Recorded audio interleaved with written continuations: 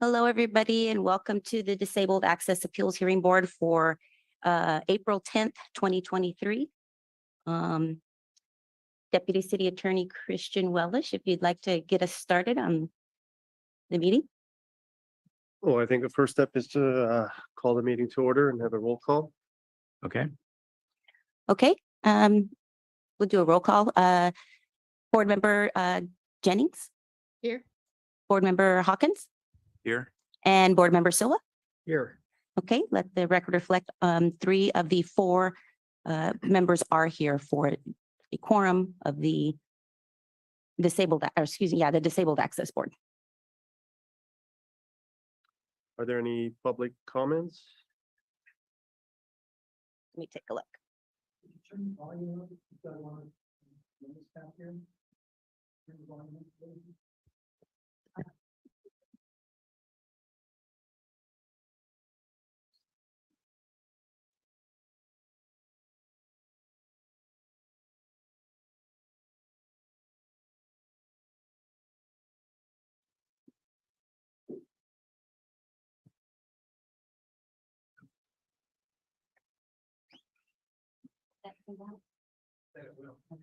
Mhm.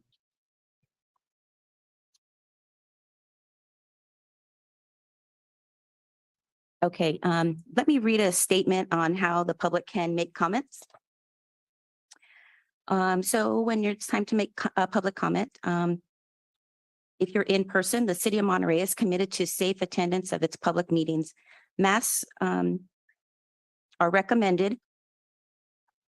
We ask that attendees of the council chamber keep their phones and devices muted to prevent audio interference and feedback with the hybrid meeting. If you're on Zoom and like to make a public comment, the city seeks to continue to offer virtual methods of public participation in its meetings. If you aren't joining us in person here in the council chambers, there are 2 ways to virtually participate in this meeting. You may join the meeting directly on ZoomGov using the Zoom app on your computer or mobile device, and you can also call into the Zoom meeting. To join the meeting on Zoom on your computer, smartphone, or telephone, use the link or phone number on the agenda at isearch.org. To call in to the Zoom meeting, dial toll-free 833-568-8864, then enter the meeting ID. For this particular meeting, it's 161-415-8539. And if prompted, enter a participant ID. Press the pound code, or excuse me, the pound. Detailed instructions on using Zoom are available at monterey.org/public meetings. To make a public comment using the Zoom app, you can virtually raise your hand by pressing the raise your hand button at the bottom of your screen. If you dial in by phone, raise your hand by dialing *9 and then unmute yourself when called upon by dialing *6. You must do both. Public commenters will be muted until it's their time to speak. I'll call on each speaker in order of their raised hands. If you are connected live on Zoom, the timer is accurate with no delay. Today's meeting is also streamed live on City's YouTube account, which is accessible at youtube.com/City of Monterey with an approximate 10-second delay, and on Comcast Channel 25 with up to a 90-second delay. As always, we look forward to receiving your public comments. There are no public comments online, and it does not appear that there's public comments in the chambers either. All right, then. The chair should introduce the item. At this point, we don't have a chair. So we'll start with maybe the consent item of approving the minutes.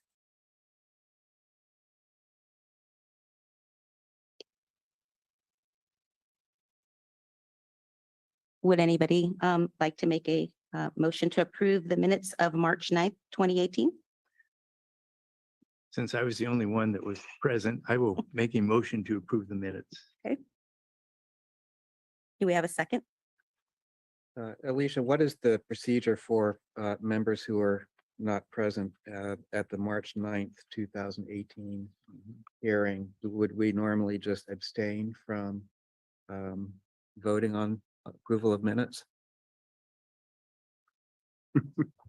Can we second it without voting on it? Just one moment.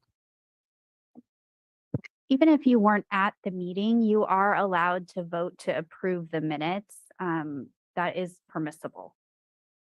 And what about, and then it follows then that we would be able to make a second on the motion. Yes, you may. Now, if you want to go back and review the meetings, we have them taped, so you could vote to continue it if you want to review it and haven't had time to, but you are legally permitted to vote on the motion. Would anyone like to make a second? I'll second. Okay, we'll have a roll call. For the minutes of March 9th, 2018, how do you vote, Board Member Hawkins? Yes, I approve. Okay. Board Member Silva? Aye. Okay, and Board Member Jennings? Aye. Okay, the motion is passed 3-0.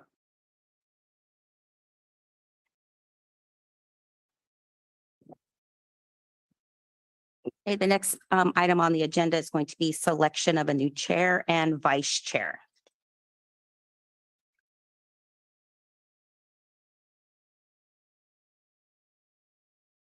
I nominate Daryl as chair. Okay. I second that. Okay. Any discussion from Mr. Hawkins? No, Okay, all right, we'll have a roll call then. To, Before we vote on the chair or vice chair. thank you. Is there any public comment on item number 2, selection of a chair and vice chair? I don't have any public online, and it does not appear to be any public in the chambers as well. So, I'll make a motion to recommend appointment of chair to Daryl Hawkins. okay.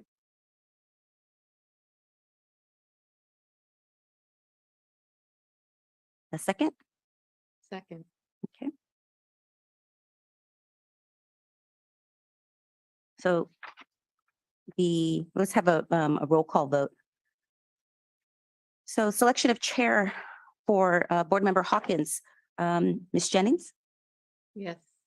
Mr. Silva, Aye. okay, and Chair Hawkins. sure.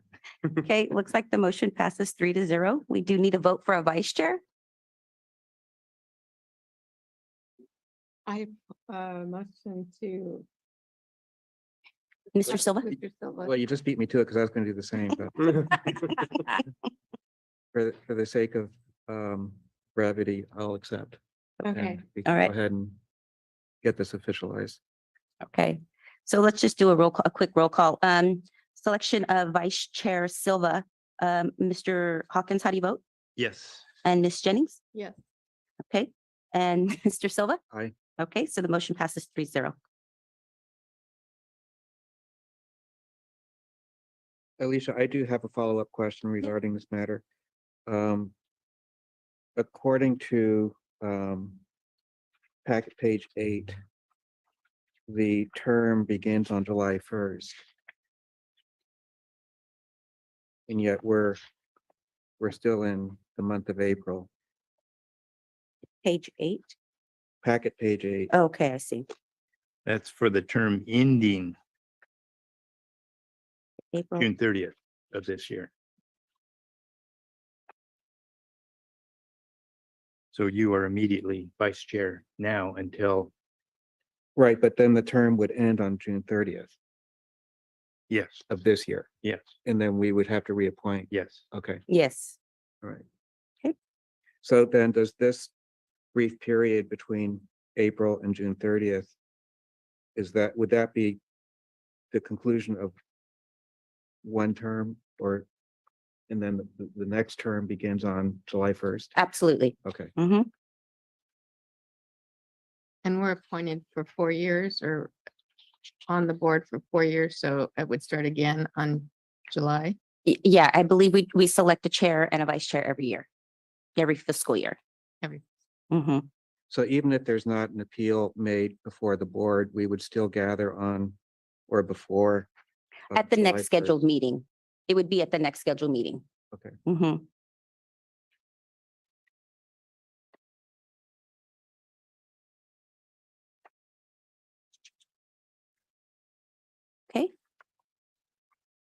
I believe the next item on the agenda is the appeal of Jason Wax. Chair Hawkins, you're familiar with how this goes. You want to take it over from now? Okay, Okay. so we are now going to hear. If I can get to the right page. I guess it's on the agenda.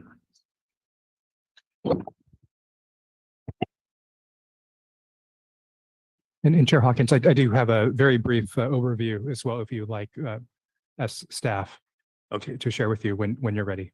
okay.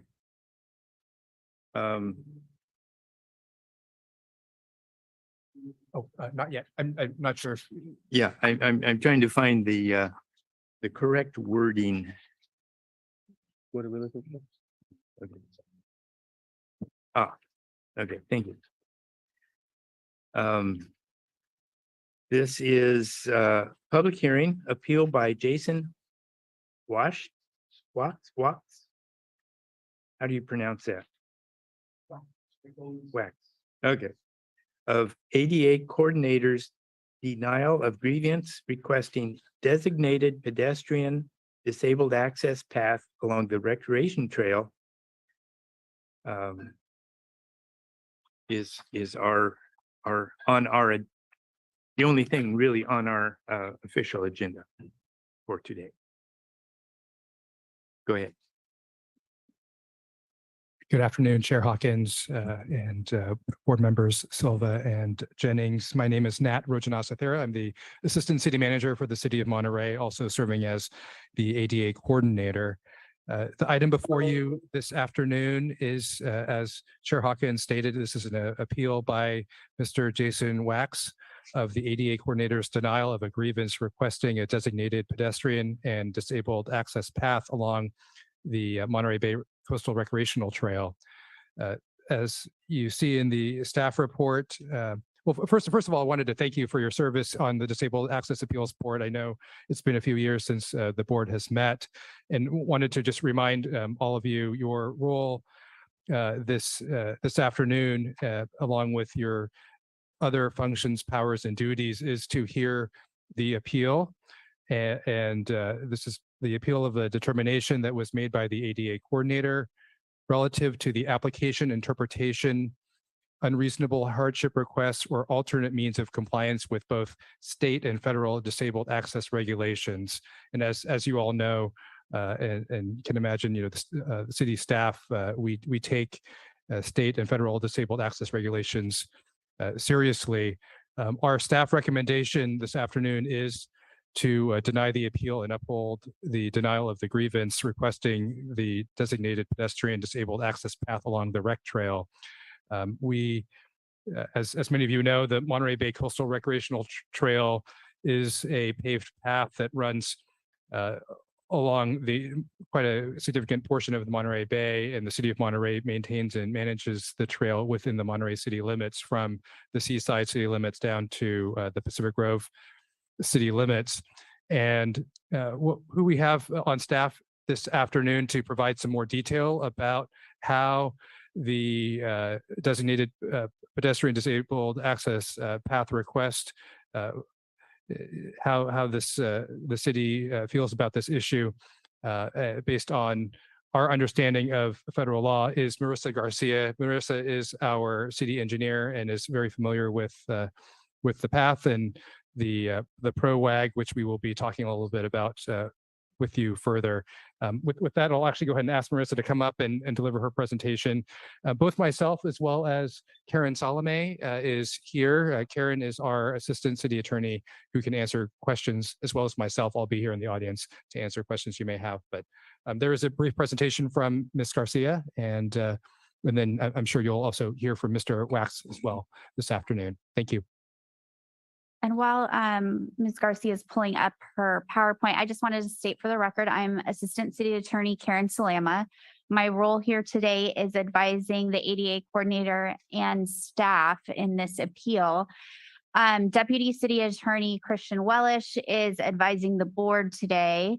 he and I have established an ethical wall and have not communicated about this hearing in any way or shared any information. So I wanted to state that for the record.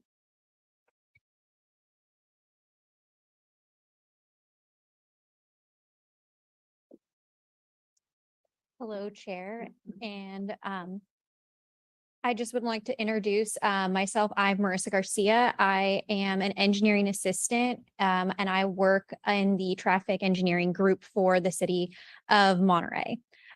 So I'm just going to give a very brief presentation about what a shared use path is and what are the rules that could potentially be applicable to them. So I have a presentation, and it is, what is a shared use path? This is a definition that is provided to us by the proposed public rights of way guidelines, PROAG. These are proposed and these are not adopted ADA guidelines. So a shared use path is a multi-use path that is designated primarily for the use of bicyclists and pedestrians. These include pedestrians with disabilities for transportation and recreational purposes. Shared use paths are characterized by the fact that they are physically separated from motor vehicle traffic, normally through the means of an open space or a barrier, and they are within highway right-of-way or within an independent right-of-way. Ours are in the old rail line right-of-way for a good majority of our recreation trail. So the standard which may become applicable to these shared use paths, which we refer to our trail as the recreation or trail or rec trail. So the guidelines that would become applicable to us should the PROAG become adopted is guidelines in regards to the width, grade, cross slope, and surface of these pedestrian access routes. So one of the issues before us today is in regards to the separation of trail users. The separation of trail users is covered in an advisory section of the PROAG. This came about after the initial PROAG was released, so this was a secondary advisory section. So if the PROAG were to become adopted, this advisory section is not a mandatory requirement. It is only advisory.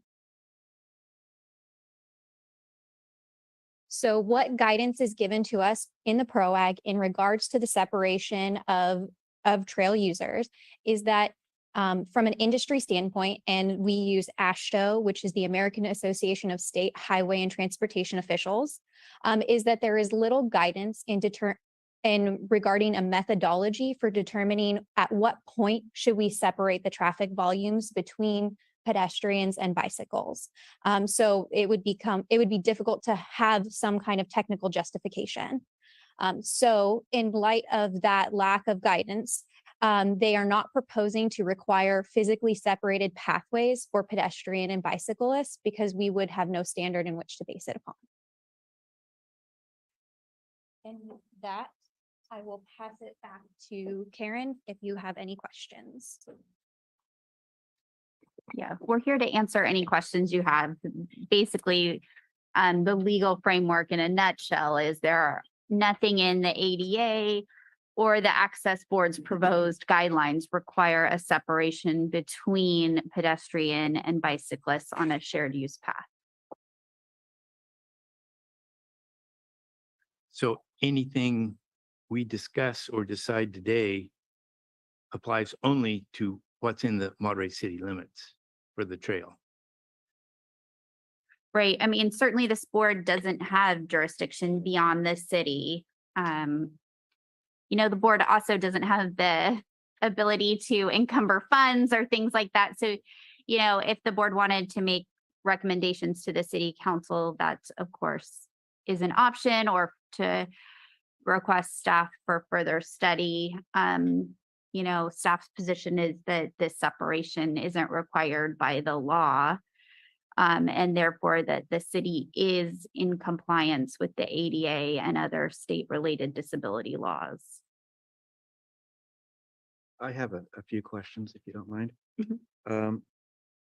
On packet page 11, it states down near the bottom that the appellant is claiming that a portion of the rec trail is not accessible, and it's described as from downtown Monterey to New Monterey let me repeat that, from downtown Monterey to New Monterey. So is the limits of this appeal only for that section of the rec trail and not any other portion of the rec trail within the city limits? That's the only portion that the appellant or the grievant submitted in their grievance request. Was there a map indicating what the precise limits were on this? No, this, as you'll see in the, let me show you. Packet page 13. That is the grievance received. It's done via an online form, so it has these different text boxes and the way the computer receives it. But that's all the information the city received on the grievance. There was no map.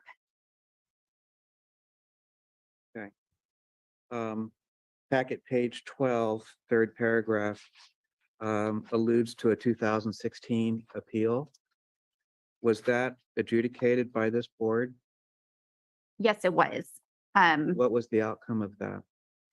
At that time, and Chair Hawkins, I believe, was on the board at that time, so he can correct me, of course, if I'm wrong, but I believe the board was inclined to wait and see if the PROAG standards were adopted.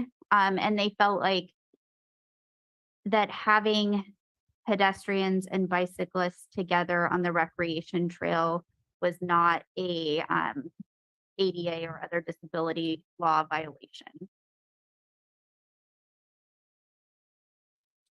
And if I could add one more thing to your question about the new Monterey or Monterey, downtown Monterey to New Monterey accessibility route.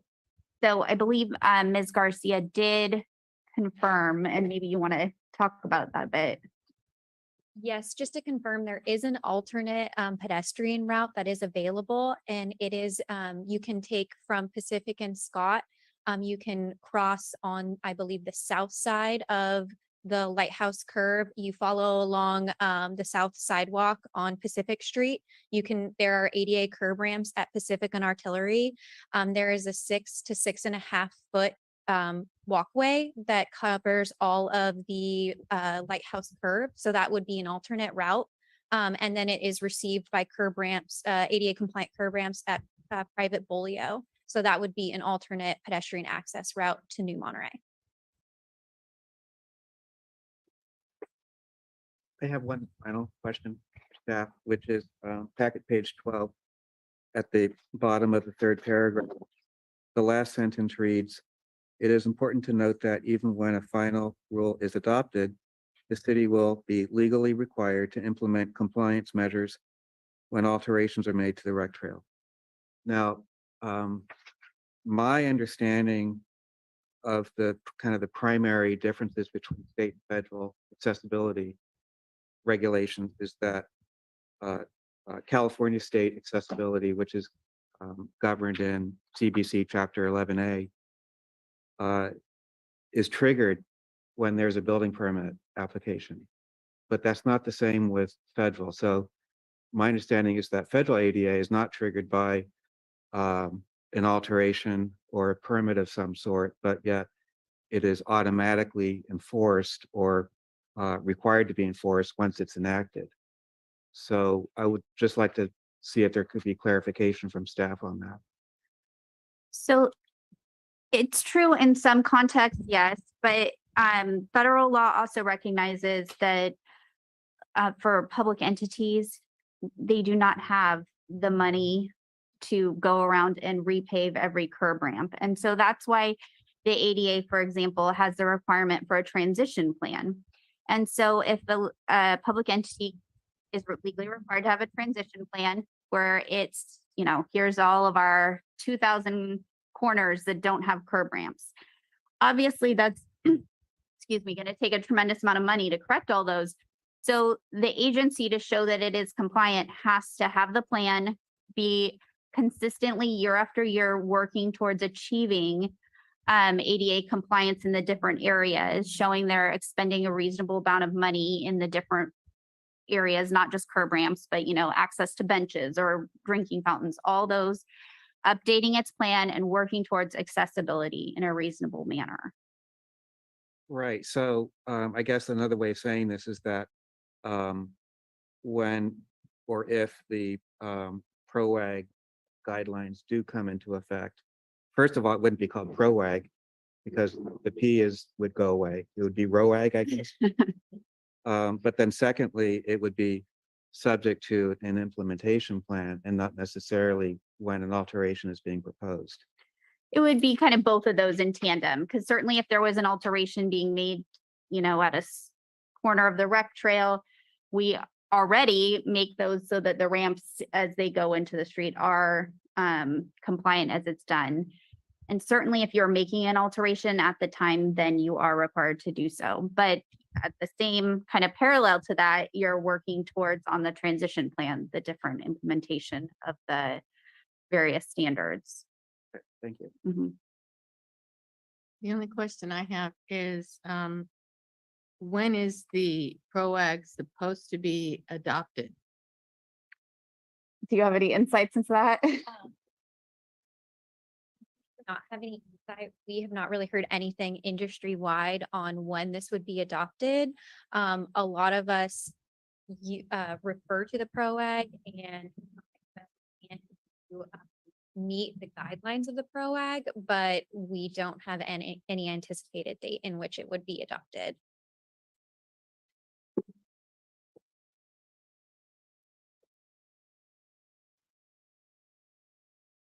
Okay, well, if those are all your questions for us for right now, we can let the grievant present. Okay.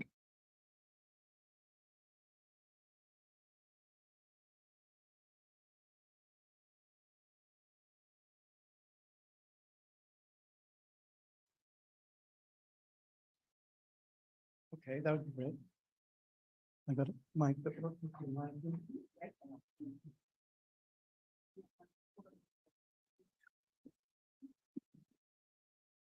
Good afternoon, community members. Can you hear me okay? Not on yet?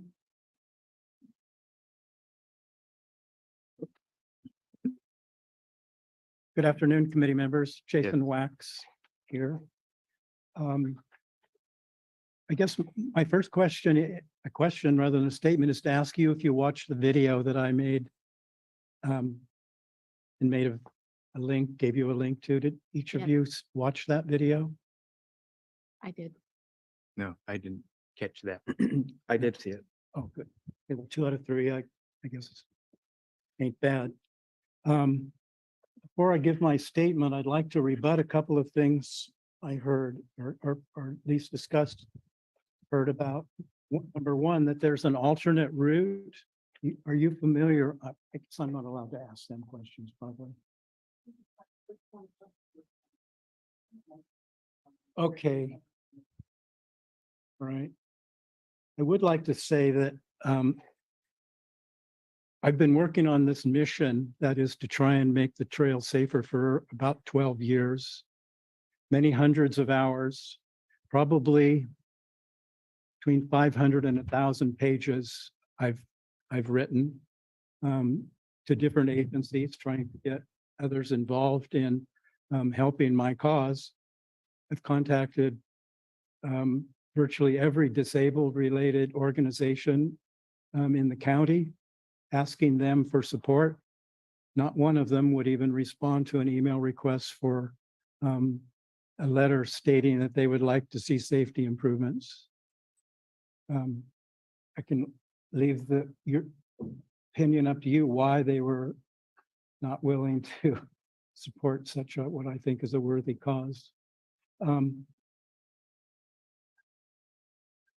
I put this this mission on hold for 2 or 3 years because I was told by legal department in a hearing that Justice Department was doing analyses and would be changing regulations.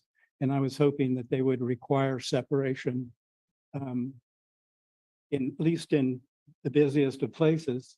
And one day while I was reading through regulations, discovered a clause that stated when regarding mixed-use paths, that in quote, in congested areas of paths, or perhaps it said in highly congested areas of paths, there should be a separate path for pedestrians provided, end quote. That gave me cause for hope, because that gave me some teeth in regulations that I could put to the city, that is that standards have changed. Wasn't a shall provide, but it said should. And if there is a congested trail anywhere in the world has bicycles and pedestrians, it's the region around Lighthouse Curve, basically from Fisherman's Wharf to the aquarium, at 2 million alone on it. Unfortunately, I've not been able to find that clause since to get a copy of it and be able to cite the actual regulation. Staff who deal with this on a daily basis should know the clause I'm talking about.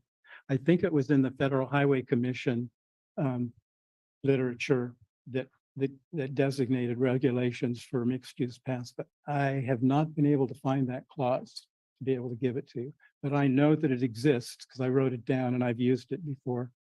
Anyway, now I'll get on to my presentation. The reason I started this mission was I myself was involved in a collision accident on a really busy Sunday near the wharf, where some boys jumped in front of my bike that I was riding, a road bike, forced me to stop abruptly and unexpectedly. My cleats got caught in the pedals. I was unable to put a foot down and I fell like a tree. And unfortunately, there was an 80-something-year-old couple right beside me that I knocked to the pavement. Fortunately, I reached out to brace their fall and they were not injured. They suffered bloody knees and elbows as a result, but it prompted me to get on this mission to look into why bikes didn't have their own side of the path like they do around the world and almost everywhere else besides Monterey's recreation trail. I spoke with Rich Deal, the public works director. We walked the trail. He said it's doing any work on it was too expensive. There's no space. I let things fall and started losing interest. And then one day I took a bike ride and I noticed all the space on both sides of the trail, almost all the way from Roberts Lake to the aquarium, unused space. And I brought it to Mr. Deal's attention, and he said he hadn't really noted it before either. And he would go searching for some funds to see what he could do about widening or creating bike lanes. I decided to get some petition signatures, and I left a petition at bike shops around the peninsula. They, in about 3 short months, accumulated 250 odd signatures of people signing the petition, asking for safety enhancements in a side path. The city didn't respond in any way to the petition. In 2011, I met with the city in advance of a story I was going to write in the Herald, set up a meeting between the then police chief, his 2 bike patrol officers, and the city manager, Mr. McCarthy. And we had an 1.5-hour meeting discussing my concerns and their concerns about what was going on the bike trail, the hazards therein. And I polled them at the end of the meeting. Each one of them said they would support and thought that a separate side path for pedestrians was in order and at some point should be installed.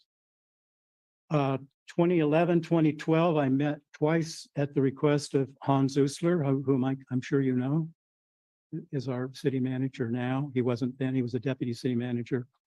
And we had 2-hour-long meetings, one hour in his office, an hour on the rec trail, walking it, discussing what I wanted to see done there to enhance safety. He was enthusiastic about supporting every one of my ideas, separate lanes for bikes, side lane for pedestrians on the existing trail, and a separate side path for pedestrians also. and also international symbol signage paint right on the pavement, showing people where they could walk, where bicycles could ride, and where they couldn't ride, and vice versa for pedestrians. He was so enthusiastic, he ordered the senior engineer for Public Works to help me write a proposal for my projects, for my proposals.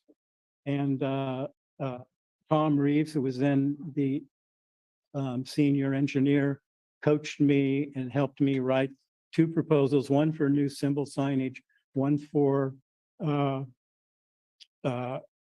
separation painting, new striping, etc. We submitted it to the NIP, Neighborhood Improvement Program. Proposals were both awarded full funding, $12,000 for the paint on symbol signage. Basically, it was for the entire trail, and $40,000 for a feasibility study for a side path. I complained about the delays in getting that study started. And finally, I was called in for a meeting and they told me they'd started working on it. And I asked for a copy of the budgets and they had already spent $38,000 without my knowledge. As it turned out, they spent all of the money on city public works salaries. Not one penny went to one sign, and there was no feasibility study.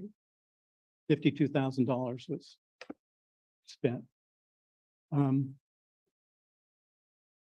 In 2019, city management adopted a new neighborhood improvement program voting system that had weighted voting. And in 2019, the majority of the members of the 12 member committee voted to support my new latest proposal, which basically was the same proposal. 2 5-foot wide bike lanes, which is required by all the regulations, and a 4-foot wide or wider pedestrian section on the existing trail, plus where there was space available, and there's almost space available for the entire length of the trail from the wharf to the aquarium. That was what my proposal was for, that section, that highly congested section. And unfortunately, although the majority of the committee members for the Neighborhood Improvement Committee supported doing both of the A and B proposals, these restriping and separation by lanes, bikes from pedestrians, and the B portion, which was an extra 4 to 8 foot wide side path in the open space on the water side of the trail. 5 members voted as a block and voted to deny both proposals, both the restriping and separation bikes from pedestrians and the side path. The combined years on the committee, I recollect, are 117 years. Those 5 members that sat on that committee, ignoring and for some skirting around the term limits that were provided for them. There were 3 30-year members, 30-year plus members, 1 20-year member, and 1 10-year member. And those are the block that voted basically 0 points out of 10 for the two proposals. And they managed to defeat the proposals, not award them funding because of the newly generated and accepted weighted system.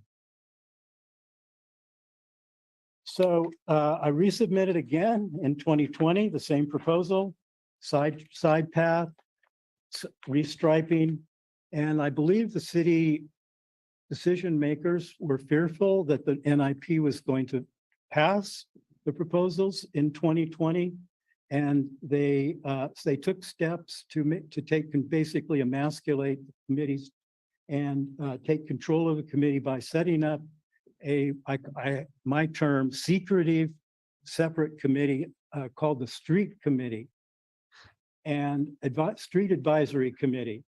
This was a committee that met behind closed doors, not publicly announced. I never heard of it before. I just stumbled upon it by chance. But the role of this committee was to advise the Neighborhood Improvement Citizen Committee on how they should vote on all members pertaining to traffic and pedestrian rights of way. Now, the members of this committee who were going to basically advise the citizen members, volunteer citizen members like yourselves, were the police chief, fire chief, the city manager, the head of public works. So anyone who had an opinion contrary to those highly esteemed individuals was going to have to basically contradict their interpretation of the value of every proposal that had anything to do with traffic and or bicycles or pedestrian mobility. Well, no surprise, this committee voted to not to support the proposal that their previous committee pre-COVID had a majority support. And not surprisingly, there was not sufficient support on the NIP to fund the proposals. It would take a lot of courage, basically, to support a proposal where fire chief, police chief, all of these people, basically over $1 million worth of salaries, and are specialists in managing cities, voted against it. They suggested another study might be done. So the last proposal that went in 1921 failed. Might have been 20. I guess it was pre-COVID. It was 20, failed. And I resubmitted it. It's under consideration right now, and we'll see what happens. But I'm sure that the esteemed police chief and fire chief, that secretive non-public committee meeting will probably suggest another feasibility study. Closing. Basically, we have citizen committees. The reason for citizen committees are to prevent municipal corruption, to provide oversight from the citizen space, non-paid oversight, to make sure that our paid employees do the right thing, that there's no conflict of interest, and to provide citizen input. But basically, the oversight committees that we have, Park and Recs, Architectural Review, Planning Commission, those folks are unpaid, as you well know, but basically they're oversight people to make sure that paid employees are representing citizens as they should. The rec trail on busy days, as my video shows, as you know, if you've been down there, is pure chaos. It's like an 8-lane freeway in sections, but with no striping. Bicycles going in both directions, edge to edge, people walking edge to edge in all directions. It's just chaotic. There are lots of accidents. Ask any city employee who works in and around there. They will all tell you the same thing. There are lots of accidents. For some reason, nobody's been killed. Nobody's been rendered a quadriplegic or paraplegic that I know of. But eventually it has to happen. It has to happen. My statement basically is this trail is de facto inaccessible. The safest people in our community right now are the disabled because they're not on the rec trail where there's such great hazards. They're not there because they're scared to death of going down there. They can't risk their health and safety by going down there and putting themselves in such a hazardous situation. I think any reasonable person who watches my video, who goes down on a Sunday afternoon or any busy day of the year, could not say that it's a safe place. Residents of Monterey are angry about that rec trail not being safe for them. The city, which has to do questionnaires periodically to its citizens, very cleverly avoids at all costs asking the question on any questionnaire that they put out to the citizens, do you feel safe walking on the rec trail or riding your bike on the rec trail? Nobody feels safe. You can't feel safe. It's because of fast moving bicycles coming up from behind. People just learning how to ride Surrey, Segways, and especially with high powered e-bikes, which I would beg the individual who didn't see my video to take a look at it. So I'm just asking you to have the courage, because probably your committee could get this done. The cost is under $200,000, according to Jeff Krebs, the senior engineer for the city for some 20 years. It's just a little dab of money. It could be done in days or a couple of weeks.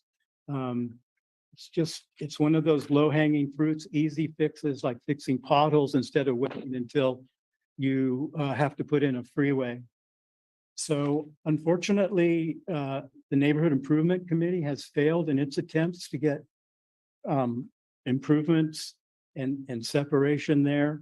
The Park and Recs Commission failed in their attempt to get safety improvements there. They made safety enhancements on the rec trail their priority for the year. I think it was 3 years ago. Nothing happened. The city did nothing. The city has monetized the rec trail. As I said in my statement to you, they have a $6 million proposal they're trying to find funding for, and that's just for one block. That's just the Lighthouse Curve. They made a mistake when they came up with this configuration. Pacific Grove got it right. I think part of it's ego. They don't want to admit they made a mistake by changing it into what Pacific Grove has, into what the future will force them at some point to do. They put in pilings, that pedal catchers that they never should have put in, that they want to spend part of $6 million correcting that. And then they want to put in a lot of retaining walls. Nothing is, and in that no bid contract that they gave Witten Engineering for this, that came up with a $6 million plan, doesn't include separate lanes for bikes. It's just doing a lot of retaining walls and fixes that should never have been implemented in the first place.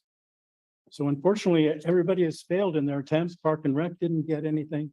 NIP tried twice, but failed, and I have failed over my 12 years at trying to convince the city to do a very easy, simple fix. Because there's nothing that's going to make that trail safe other than putting it on separate sides for bicycles and pedestrians. Thank you for listening to me. I am not real clear on what you're proposing. I am asking you to agree with me that de facto, any person of average intelligence who is will observe the congestion and the chaos on the rec trail would deem it to be unsafe and inaccessible to disabled people. They are not there. They can't go there. I've talked with dozens. They're all afraid to appear in public and make statements about it, but they all say they don't use the rec trail. It's too scary. I want you to do is speak out on behalf of disabled people and insist that the city do something to provide a safe space for disabled people and all the rest of the visitors and residents of Monterey. I ride on the rec trail 2 to 3 times a week, and I'm not finding what you're finding. That's during the week, not on weekends. I tend to avoid it on weekends, but I'm just, Well, you need to watch the video, sir. Because on busy. well, I've ridden on that 20 years, 2 or 3 times a day, and I've never had a problem. And I enjoy it. Well, there are definitely times where it's a ghost trail, but there are other times on weekends and busy holidays where it's total chaos. I just go a little slower than normal, and it's fine. I have to admit that I use the rec trail, and there have been on occasion cases where there have been pedestrians too close to my bike, or me as a pedestrian being in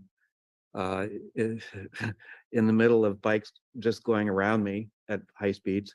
I have fortunately not been injured, but I do share Daryl's comment in that I don't have in front of me a proposal that you have described to NIP, to Public Works. Is there actually a plan? Is there a map? Is there a drawing that we can, that's not part of the evidence before us? So we can't evaluate the economic or the safety impacts on that, or even the cost feasibility. So that's not before us. What is before us is simply the appeal that you made online, which is very brief, and the rebuttal from city staff. That's all we have before us right now.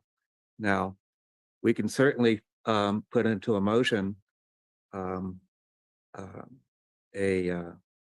let me defer that until we get into deliberation. But I think right now we don't have enough information to fully understand what your proposal is. Okay. Could you perhaps continue the hearing? And I have plenty of materials. We can discuss that during deliberation. Thank you. I have one question. You said you did put it before the NCIP and they're deliberating Current, this year, this This current year? this year. Okay, and the next meeting they have, or the first meeting they're gonna have is in a couple of weeks, Yeah, the most recent one was canceled. I right? haven't seen the next one. Rescheduled. It has been rescheduled. I think it's this Thursday or next Thursday. I'm not quite sure. But I believe that would be a good thing for you to do and to get other people to go to their meetings and support that, because it is a citywide problem, Yes. and that would be the best thing to do. I've tried exhaustively tried to get support. I know. Nobody's willing to get on board. I'm the lone voice. Do I you have other people in your vicinity that can support it, or are I you like the haven't found single anybody. person? I've been begging people. I've contacted bicycle organizations. I've contacted, as I said, all of the disabled organizations, the people who supports sightless people. They won't answer my emails. Frankly, I'm sure they're afraid of retaliation. And as are the disabled people. They can't risk any kind of possible retaliation, some future point. Life is too risky for them. I beg them to come in, or even write a letter, speak on, if I could fill a room full of disabled people, we could get this thing done right away. They cannot do it. They just can't. They don't have the courage. I don't have any further questions. When you say disabled people, are you talking about people on crutches or in wheelchairs, or what do you have in mind? All of the time. Okay. I spoke with a woman with a guide dog in Pacific Grove, side of the trail, and I asked her about her experiences on the trail. She said she lived in Monterey and she had to go to Pacific Grove to walk with her dog on Pacific Grove's trail because it was safe, and she couldn't take her dog on Monterey's. And just One more question. You said that PG has a good trail and Monterey doesn't. What is the difference in the PG? there are shared use paths. The municipalities are able to do it one of two ways, either separate sides for bicycles from pedestrians and disabled, or mixed use. They can share the exact same space. And that's what Monterey, for some reason, they made a serious mistake when they decided to configure theirs the way they did, and they've never been willing to admit or reconfigure it. That's what I'm saying. Restripe it. It's to be done in a day. Sandblast, restripe it, 2 bike lanes, 1 pedestrian lane, side lane where it's possible. It's nothingness. It's a nothing burger to do. Okay, well, Instantly, will be a safe space for people. I've been on the rec trail too, and I would have to go there and look at it because I don't think it's wide enough to have two bike lanes, two pedestrian lanes with the traffic. Our regulation requires 2 5-foot bike lanes and 4-foot pedestrian space by law. That's why it's 14 feet. Much of it's 14 feet, some is 20 feet. The minimum on there that exists now is 14 feet. Could be widened. It would be advisable, but I talked with Department of Transportation Design Team, and what we've got now is doable. Doesn't even have to be wide.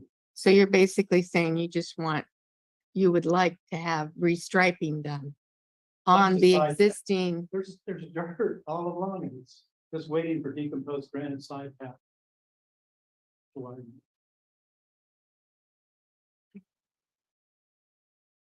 My problem is when it's raining, those side paths are full of water. So people then go onto the paved path. Otherwise, they're walking in water, and it's been that way all winter. I'm mainly referring to Pacific Grove, but it's also some like that Mhm. from the aquarium to Yes, I know that. They have to be Hopkins maintained. Marine Station. Yeah, They don't drain properly, No. so they're just puddles. And that's where normally during the dry period, that's where people walk. But it's not adequately drained. So the pedestrians walk right in front of you to avoid the puddles. That's the most discomfortable thing in my mind. Pacific Grove, I don't think maintains their decomposed granite very well. It can be configured to drain, Yeah. to not hold water. well, I do know too, being in a wheelchair that riding on decomposed granite versus a paved lane is much easier on a wheelchair person. Well, it So- has to be concrete also. I mean, I've been proposing all along, using the existing concrete and adding an extra side path, decomposed granite or concrete, whatever the city decides, but there's space available from Roberts Lake to the aquarium.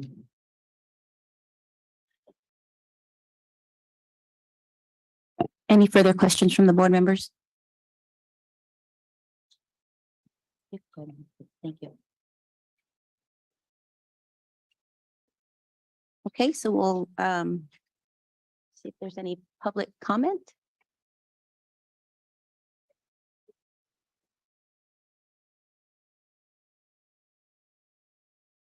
Okay, at this time, we do not have any public comments online, and I do not see anyone in the chambers as well. So we'll go to board member deliberations. Okay. If I may, Chair, could we each side have a limited, 1 or 2 minutes just to address some points that were made and then go to deliberations? Okay. We'll keep it really brief. Good. It should. Yeah. Okay. I just wanted to remind the board, the role of the board here is the Disabled Access Appeals Board, and it's to look at whether the city's actions with regard to this grievance were legally compliant. Is the city complying with state and federal disability laws by not having separate paths? Staff and in the agenda report have shown various legal standards indicating that the city is compliant.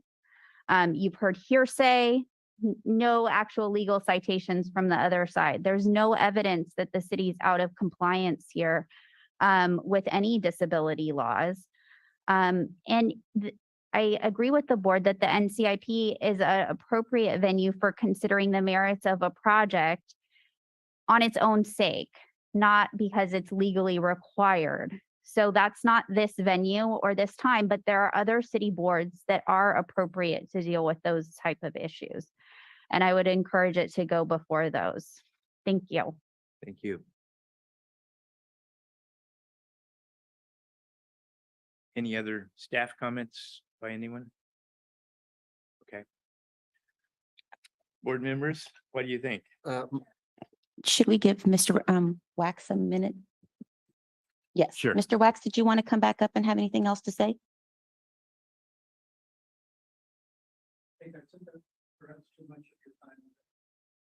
Okay, if you're satisfied. Okay. Thank you. Go ahead, board members. Any comments?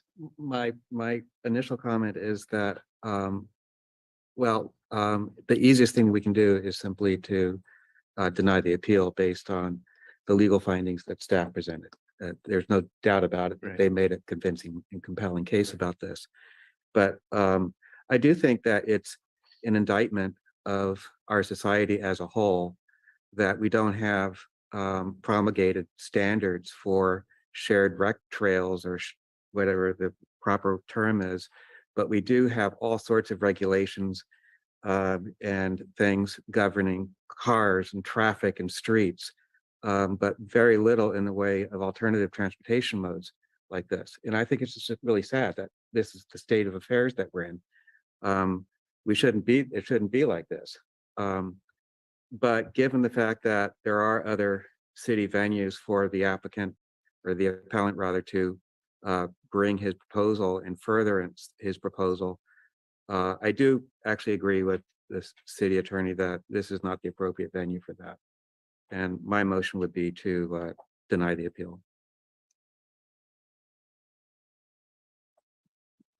I agree. I hope I didn't overstep when I was telling the appellant about the NCIP.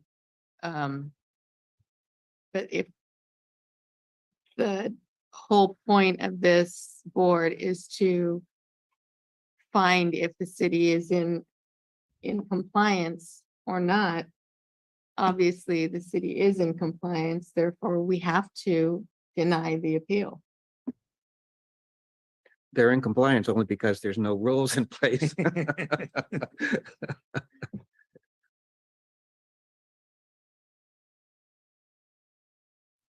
I have a interesting, I go way back. We moved our office. I'm an architect to 299 Kenry Row in 1974, and the train was still in operation. And we looked forward at 3 o'clock, the train would go by. And we finally got them to, that was our coffee break hour in the back room next to the train track. And we tried to get their attention and wave to them while they rode their train by. Finally, one of our architects took a 2 foot by 4 foot piece of cardboard, taped it to a broomstick, cut it out as the shape of a hand, and stuck it out the window and moved it up and down. And they waved to us every time after that. So then they stopped, and we watched them build the rec trail right behind us in that process. So I have loved the rec trail. I'm on it 2 or 3 times a week. The Pacific Grove route is beautiful, ocean, and it just seems to work better out there. But you don't have all the cross traffic. I have sometimes the trail, the pedestrian access to the aquarium backs up onto the rec trail, and I can't get through because it's clogged with people trying to get into the aquarium. So there's lots of things. Just recently I was on riding my bike, and I had 4 people going away from me side by side and 4 people coming towards me. And there's no room to get past that. And whoever posted that, you're only supposed to walk 2 wide. There's a lot, and I just recently had a electric bike go by at 25 miles an hour. I don't know how you regulate that. There are apparently police cyclists, but they're not going to catch all that.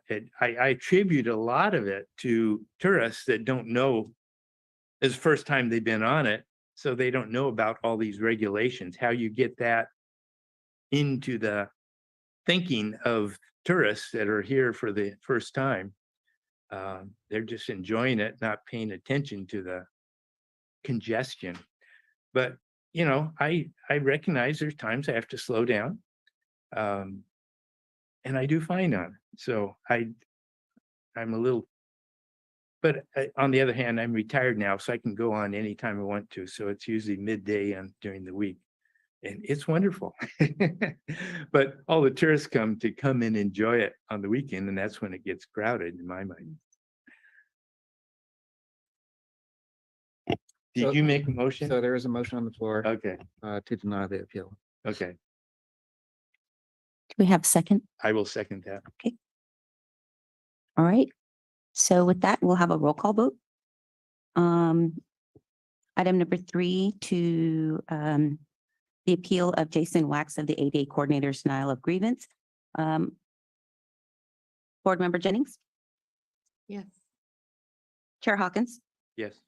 and Board Member Silva. Aye. Okay, the motion passes 3-0. Thank you. I appreciate your thoughts. Now we have a chance for board members to make any comments they have at this point in time. I just want to say, I appreciate what you said. Your video was incredibly eye-opening. I use it. I avoid it on the weekends, as I think a lot of local people do, because it is so congested. And now with the Surreys and the e-bikes, and I've seen roller skaters and rollerbladers, no skateboards, but I have, have you? yeah. And people going all the way across. So at this point in time, we have closed that part of the meeting and we are talking about any board member comments not related to items on the agenda today. Okay, sorry. No worries, no worries. Thank you. Being there's no comments, Chair Hawkins, you want to adjourn the meeting? Okay, we will adjourn the meeting. Okay, we are adjourned at 2:38.